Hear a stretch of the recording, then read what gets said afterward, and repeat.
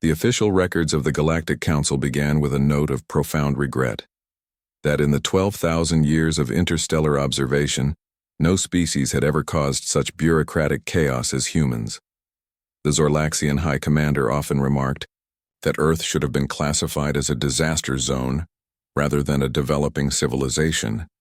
And yet, as history would record, it wasn't military might or technological superiority that finally drove the mighty Galactic Armada to unconditional surrender. It was something far more insidious: human unpredictability. Long before humans discovered fire, the Galactic Council had designated Earth as Observation Planet C3472, a routine classification for planets with potential sentient development. The Zorlaxians, a highly evolved aquatic species with 12 tentacles and an exoskeleton of iridescent scales, were tasked with the observation mission. Their military precision and methodical record-keeping made them ideal for the tedious work of monitoring primitive species. Commander Zix'Varik, a decorated veteran of the Nebula Wars with precisely 7,239 successful missions in his service record, personally oversaw the Earth observation post from the concealed lunar station. He had been stationed on countless observation missions throughout his 342 standard years of service, but none had proven as perplexing as watching humans.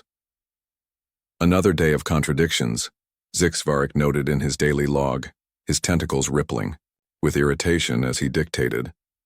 The humans continued to simultaneously develop life-saving medical procedures while engaging in the most absurd forms of self-destruction. Today, they invented a device to see inside their bodies without cutting them open, and then immediately used it to locate foreign objects they had intentionally swallowed on a dare. His second-in-command, Lieutenant Zix'Varik, floated nearby, her scales shifting to a troubled shade of mauve. "Sir, I've been analyzing the behavioral patterns of the Northwest Territory humans. They appear to be celebrating the annual ritual of consuming excessive calories while watching muscular specimens crash into each other over an oddly shaped ball." "The Super Bowl?" Zix'Varik sighed, the name causing his breathing sacs to constrict with familiar frustration. Add it to the incomprehensible ritual database. Cross-reference with activities that cause temporary tribal unity while simultaneously increasing cardiac incidence. For millennia, the Zorlaxians meticulously documented human development. They recorded the rise and fall of civilizations, the emergence of religions, the evolution of warfare, and the peculiar human tendency to set arbitrary land borders and then kill each other over them. The Galactic Council's central database contained more information about Earth than any other observation planet, largely because humans were so spectacularly inconsistent that additional documentation was constantly required. "I don't understand them," admitted Zix'Varik during one particularly chaotic observation period known as the 1980s. "They've split the atom, walked on their moon, and created life-saving vaccines, yet they spend an inordinate amount of resources on devices that play electronic music while they run in circles." "Walkmans," corrected Zix'Varik, who had become something of a reluctant expert on human innovations. "And they're just getting started. Our predictive algorithms indicate they'll soon develop portable communication devices that they'll use primarily to argue with strangers and look at images of juvenile felines." The Zorlaxian High Command had initially predicted that humans would either achieve interstellar travel or annihilate themselves within 500 years of discovering electricity. Neither happened. Instead, humans continued to baffle the observation team by surviving despite their best efforts to the contrary. When humans split the atom, the Galactic Council held an emergency session, certain that global destruction was imminent. They prepared retrieval teams for Earth's most interesting specimens and artifacts before the inevitable apocalypse. Yet somehow, despite using atomic weapons twice, humans managed to avoid obliterating their civilization. "It defies all logic," Zix'Varik reported to the Council. "They created weapons that could destroy their entire planet, pointed them at each other for decades in something they called mutually assured destruction, and then just didn't use them. They've survived by pure chance and an inexplicable last-minute restraint that appears in no other observed species." The Council was not pleased with this assessment. Unpredictability was the one quality the highly ordered galactic community could not tolerate. Predictable species could be easily categorized, their development charted, their eventual inclusion in the galactic community scheduled to the millisecond. Humans defied all models. By the early 21st century, the observation post had expanded to a full research station with over 300 specialists dedicated to documenting and analyzing human behavior. The Zorlaxians had to develop entirely new fields of study just to comprehend Earth's bizarre inhabitants. They're aware of climate change, understand its consequences, have the technology to address it, and yet continue behaviors that accelerate it, reported Dr. Kilzara, the station's chief xenopsychologist. It's as if they're both intelligent and suicidal simultaneously. And their mating ritual, exclaimed biologist Kesmore. They've developed dozens of digital platforms specifically designed to find compatible partners, then use these tools to search primarily for physically attractive mates with whom they share minimal compatibility. It's evolutionary regression, disguised as technological advancement. As humans approached the technological threshold that would inevitably lead to detecting the lunar observation post, the Galactic Council faced a critical decision: initiate first contact or withdraw from the Sol system entirely. After the longest deliberation in Council history, lasting nearly 7 Earth years, they chose a third option: enhanced observation with limited intervention. The Council authorized Operation Human Insight, a daring mission to place a single Zorlaxian agent on Earth, disguised using advanced morphogenic technology. The mission had 2 objectives: gather first-hand information about human psychology and assess whether humans posed a genuine threat to galactic stability. Commander Zix'Varik volunteered immediately, but the Council selected Dr. Zil'Vex instead, a cultural anthropologist with specializations in erratic species behavior. After 3 years of intensive training in human mannerisms, language, and the peculiar human custom of small talk, Dr. Zil'Vex was surgically altered to appear human and dispatched to Earth under the identity of Dr. Zach Vex, a visiting professor of comparative anthropology at a mid-sized American university. The mission was meant to last 6 months. It continued for 17 years. Dr. Zil'Vex's reports began as standard scientific observations but gradually evolved into something approaching admiration. Humans possess a quality I can only describe as beneficial irrationality, he wrote in his 40th quarterly report. They make decisions that defy logic but occasionally yield spectacular results precisely because no rational species would have attempted them. They call it thinking outside the box, a concept our culture lacks entirely. The Zorlaxian High Command grew increasingly concerned about Dr. Zil'Vex's apparent acculturation. His reports contained troubling phrases like surprisingly enjoyable and not without merit when describing human activities. Most alarming, he had begun using contractions in his formal communications, a grievous violation of Zorlaxian linguistic protocol. In his 17th year on Earth, Dr. Zil'Vex committed the ultimate breach of protocol. He stopped filing reports altogether.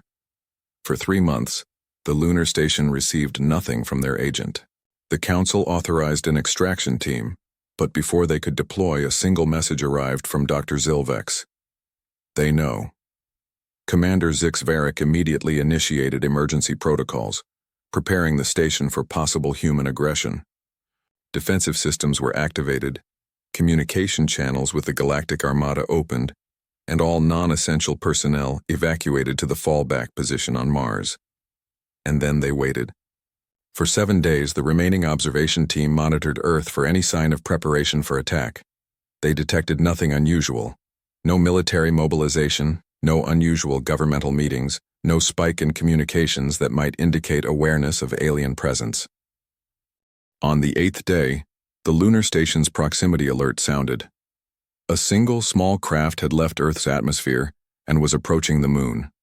It was primitive by galactic standards, little more than a pressurized capsule with basic propulsion, but it was undeniably headed directly for the concealed station.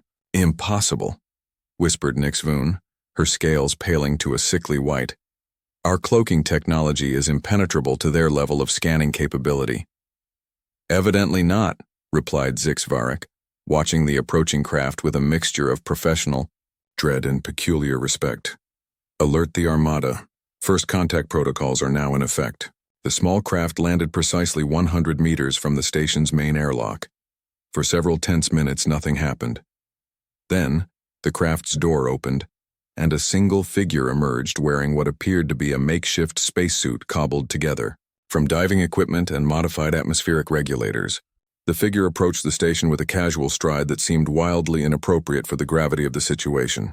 It stopped at what appeared to be a solid lunar rock face and knocked 3 precise taps on the disguised airlock door.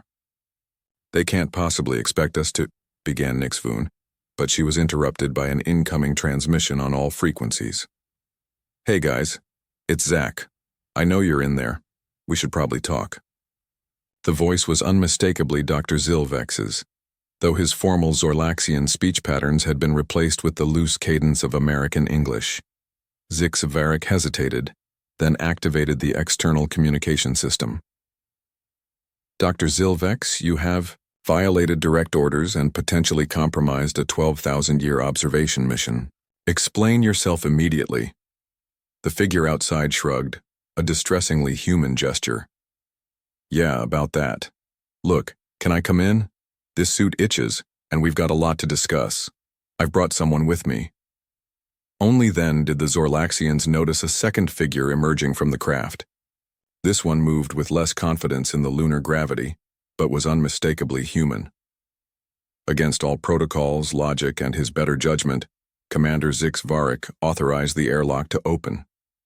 20 minutes later, in the station's main conference chamber, Commander Zix'Varik found himself in the unprecedented position of facing the first human to ever knowingly encounter an alien species.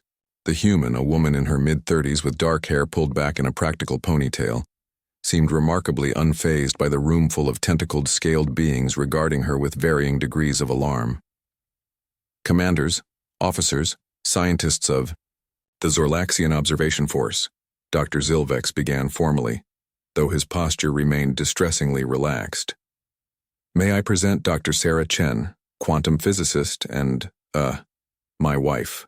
The room erupted in Zorlaxian exclamations of shock, causing their universal translators to overload briefly with phrases like procedural violation of the highest order and contamination of the observation subject. Dr. Chen waited for the commotion to subside, then smiled. So, you guys have been watching us for what, 10,000 years? That's dedication. I'm guessing you have questions. We are the ones who ask questions, Zix'Varik stated firmly, his commander's authority momentarily reasserting itself. Starting with, how did you discover this facility, and what are your species' intentions toward the galactic community? Sarah laughed, a sound that made several junior officers' scales ripple with discomfort. I found your moon base because Zach talks in his sleep. In tentacle speak, it was a pretty big clue that he wasn't from Connecticut. Dr. Zil'Vex had the decency to look embarrassed, his human disguise flushing slightly. A side effect of the morphogenic process. The language centers occasionally revert during deep sleep cycles. As for our intentions, Sarah continued, I'd say that depends entirely on yours. You've been studying us for millennia without introducing yourselves, which on Earth we consider a bit creepy.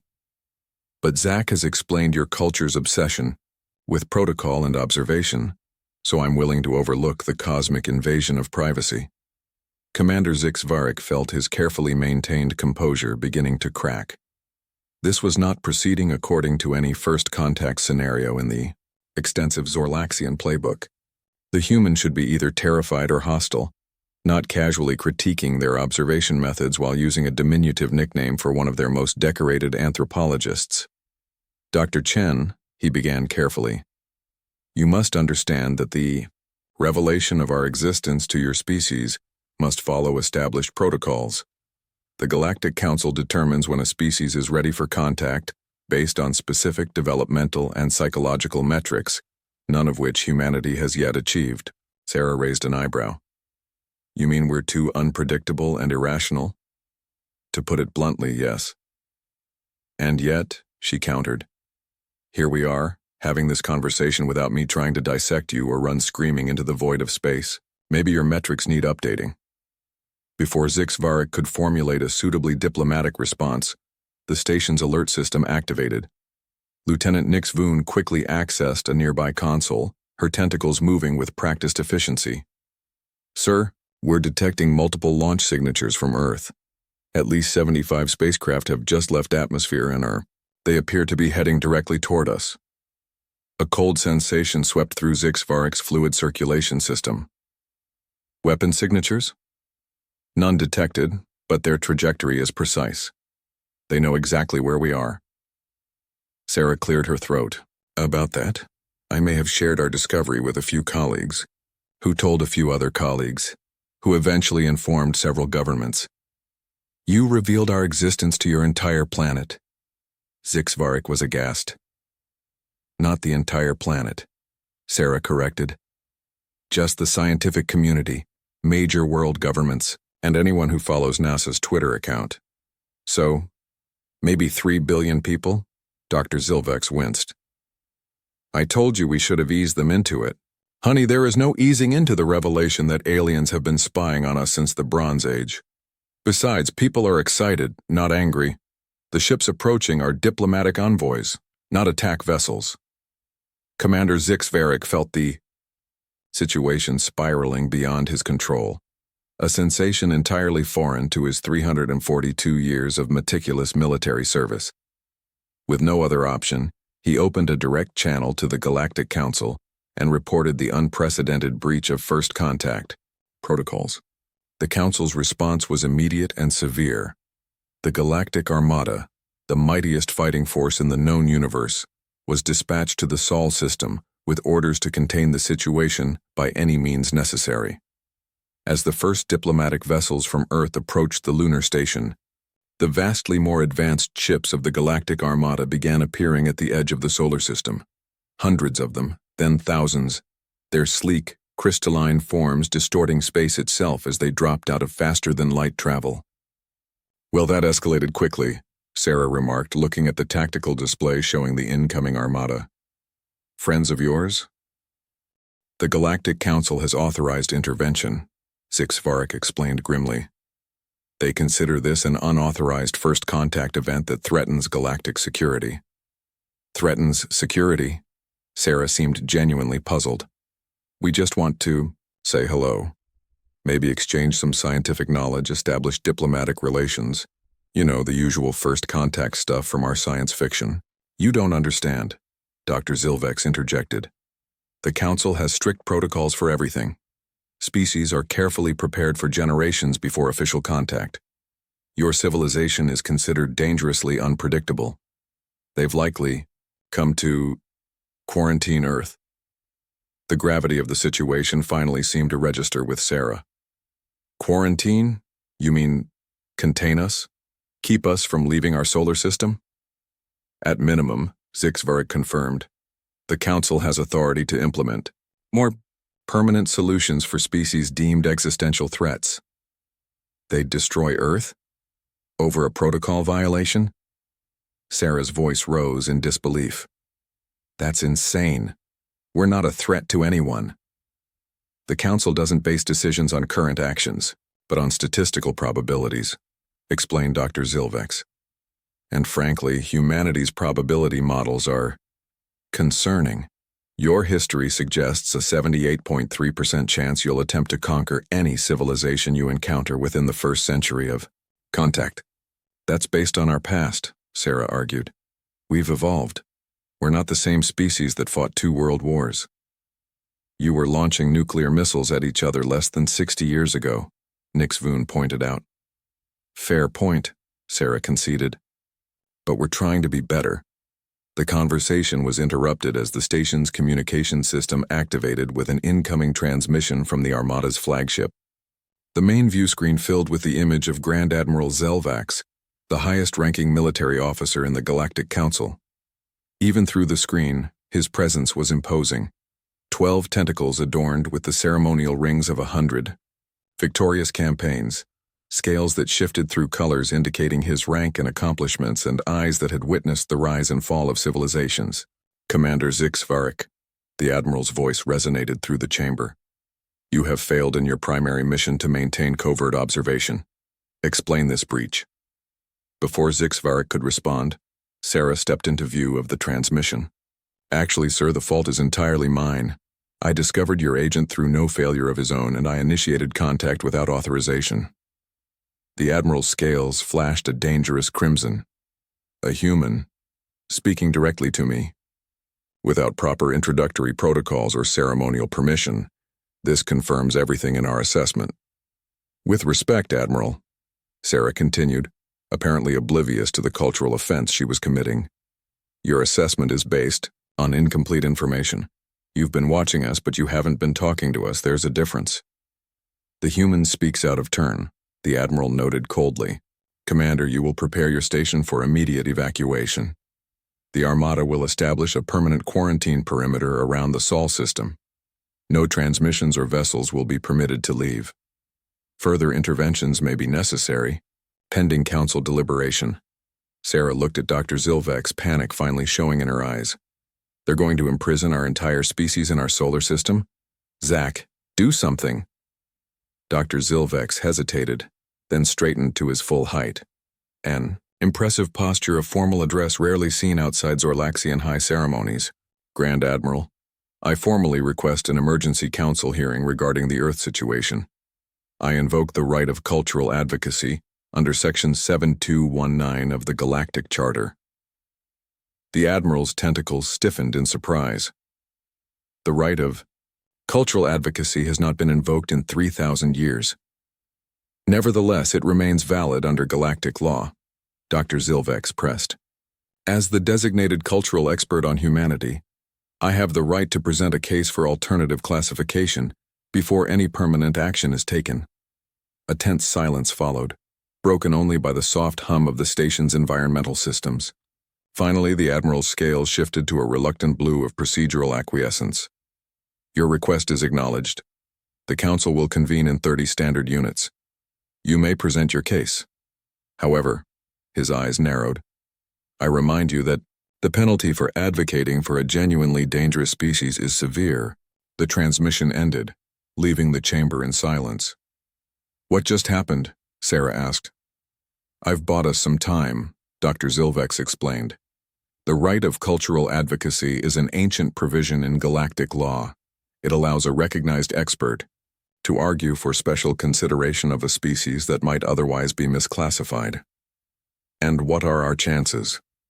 Dr. Zil'Vex exchanged a glance with Commander Zix'Varik. "In recorded history, no appeal has ever succeeded against an admiral's recommendation." "Great," Sarah sighed. "So we're the diplomatic equivalent of appealing a parking ticket to the Supreme Court, except no one's ever won." "Essentially, yes." "Then we better make one hell of an argument." As the Earth vessels continued to arrive at the lunar station, now numbering over 100, representing every major nation and scientific institution, the Zorlaxian staff faced an unprecedented logistical challenge. The station had never been designed to accommodate human visitors, let alone a diplomatic delegation. Commander Zix'Varik, ever adaptable, converted the main observation deck into an impromptu reception area.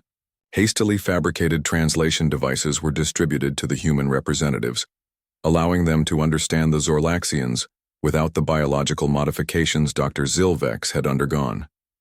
Meanwhile, Sarah and Dr. Zil'Vex secluded themselves in his quarters, frantically preparing their case for the council hearing. They had less than 6 Earth hours to develop an argument that might save humanity from isolation, or worse. "The problem," Dr. Zil'Vex explained, as he sorted through thousands of observation files, "is that the Council's assessment isn't entirely wrong. Humanity is unpredictable, often aggressive, and has a troubling history of conquest." "But that's not all we are," Sarah insisted. "Yes, we've done terrible things, but we've also created art, music, literature. We've sacrificed for one another, developed ethics and philosophy. We've questioned our own nature and tried to be better. The Council doesn't value those qualities as highly as stability and predictability. To them, a species that might do anything is inherently dangerous. Sarah paced the small room, thinking, then we need to show them that our unpredictability is a feature, not a bug. That diversity of thought and approach is valuable. Dr. Zil'Vex paused, a data crystal hovering between his tentacles. That might actually work. Not as a primary argument, but as a supporting point. His eyes brightened with the particular shade of green that indicated a new idea. What if we argue that humanity's unpredictability makes us valuable precisely because we're different from every other council species? Like biodiversity in an ecosystem, Sarah nodded enthusiastically. The more diverse the thinking, the more resilient the community. Exactly. The galactic community has become stagnant in many ways. Every member species follows the same protocols, the same thought patterns. Scientific advancement has slowed considerably in the last millennium. They worked feverishly, compiling evidence, crafting arguments, and preparing for every possible counter-argument the council might raise. As the deadline approached, Dr. Zil'Vex was summoned to the station's newly established transportation bay. The council hearing would not take place on the lunar station, but aboard the Armada flagship, a vessel so vast it had its own gravitational field, currently positioned just beyond Mars. Sarah insisted on accompanying him, despite the considerable risk. I'm not letting you face alien judgment alone, she said firmly. Besides, they should hear from an actual human, not just about us. The council may not permit you to speak, Dr. Zil'Vex warned. Non-recognized species have no standing. Then I'll be your visual aid, she replied with a grim smile. Nothing makes a point about humanity like an actual human standing there while they debate our fate. Commander Zix'Varik met them at the transportation bay, his normally perfect posture showing signs of stress. The council has reluctantly approved the human's presence, but only as an observational specimen. She may not address the council directly. Observational specimen? Sarah raised an eyebrow. Charming. It's the best we could negotiate, Zix'Varik replied. The council chamber hasn't had an unregistered species present in over 15,000 years. There were concerns about contamination. I'll try not to shed, Sarah said dryly. The transportation process was unlike anything Sarah had experienced. Not the familiar displacement of matter she had expected from science fiction, but a smooth folding of space itself. One moment they stood in the lunar station. The next they materialized in a vast crystalline chamber aboard the flagship. The council chamber was designed to intimidate. Towering walls of living crystal pulsed with information in scripts Sarah couldn't comprehend. 13 elevated platforms formed a perfect circle, each occupied by a representative of the founding species of the Galactic Council. The beings themselves defied easy description. Some appeared vaguely humanoid, others were utterly alien, from writhing masses of tentacles to beings of pure energy contained in specialized fields. The designated cultural expert will approach the center, announced a disembodied voice that seemed to come from the chamber itself. Dr. Zil'Vex moved forward, Sarah following slightly behind. They stood on a circular platform in the center of the chamber, illuminated by a shaft of light that seemed to analyze them at the molecular level. Zorlaxian cultural anthropologist Zil'Vex began the being that appeared to preside over the proceedings, a tall crystalline entity with a voice like wind through ancient caves. You have invoked the right of cultural advocacy regarding species designation Earth-Human. The Council acknowledges your right to present evidence. Be advised that false advocacy carries severe penalties. I understand, Counselor, Dr. Zil'Vex responded formally. I appear before you to argue that humanity represents a unique case requiring special classification rather than quarantine or intervention. Proceed. For the next hour, Dr. Zil'Vex presented the case he and Sarah had prepared. He showed evidence of human creativity and problem-solving, highlighted instances where human unpredictability had led to breakthroughs rather than disaster, and argued that the galactic community would benefit from controlled interaction with such a novel intelligence. The Council listened impassively, occasionally interrupting with pointed questions or challenges. Sarah stood silently, fighting the urge to interject as her entire species was clinically dissected before her. "Your argument is noted," the crystalline counselor finally stated after Dr. Zil'Vex concluded. "However, the preponderance of evidence suggests that humanity remains an unacceptable risk. Their history of warfare, environmental degradation, and social inequality indicates a fundamental instability." "With respect," Dr. Zil'Vex countered, "many council species exhibited similar traits in their early development. But they followed predictable patterns of maturation," countered another counselor, "a being composed of swirling gases. Humans advanced technologically without corresponding moral or social advancement. They created weapons of mass destruction before they eliminated poverty. They reached their moon before they achieved gender equality across their planet. Their development is non-linear," Dr. Zil'Vex acknowledged, "but that very quality makes them unique. They fail, they learn, they try again, often in entirely new ways. A chaotic approach that makes them dangerous," stated Grand Admiral Zil'Vex, who had entered the chamber silently during the proceedings. "I have reviewed 12,000 years of observation data. Humans are the only species we have encountered who simultaneously created nuclear energy for both power and weapons. The only species to develop global communication networks and use them primarily for trivial entertainment and tribal arguments. The only species to identify a planetary climate crisis and respond by arguing about whether it exists." Sarah could remain silent no longer.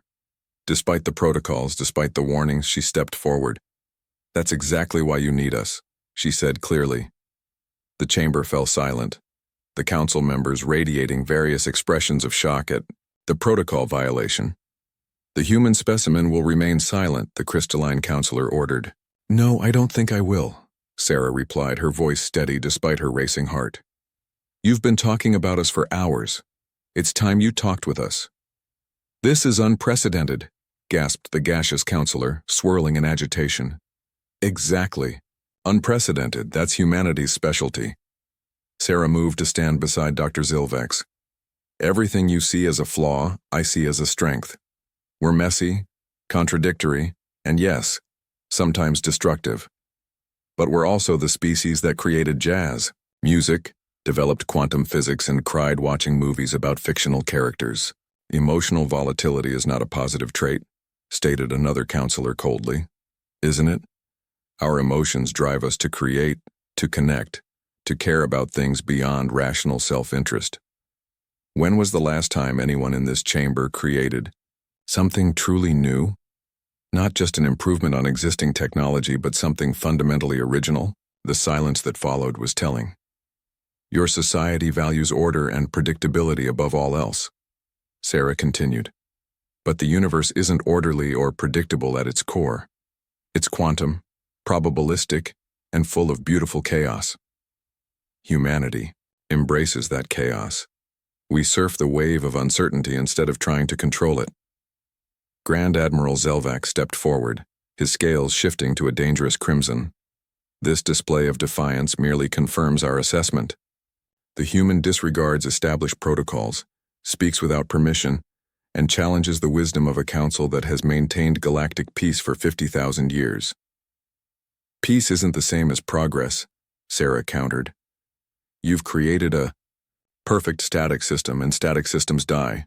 They can't adapt, can't evolve. You need the chaos we bring. We need nothing from a primitive species that still wars over imaginary lines on their planetary surface," the Admiral dismissed. Sarah smiled unexpectedly. "You've been watching us for 12,000 years, but you still don't understand us. Yes, we fight wars. We also write poetry about those wars. We create beauty from our pain. We laugh at our own absurdity. We recognize our flaws and strive to overcome them. Not always successfully, but we try." She gestured to the chamber, around them. "Look at this place. It's perfect, symmetrical, unchanged for millennia. When was the last time anyone here had a new idea? A real innovation? Something that surprised even you?"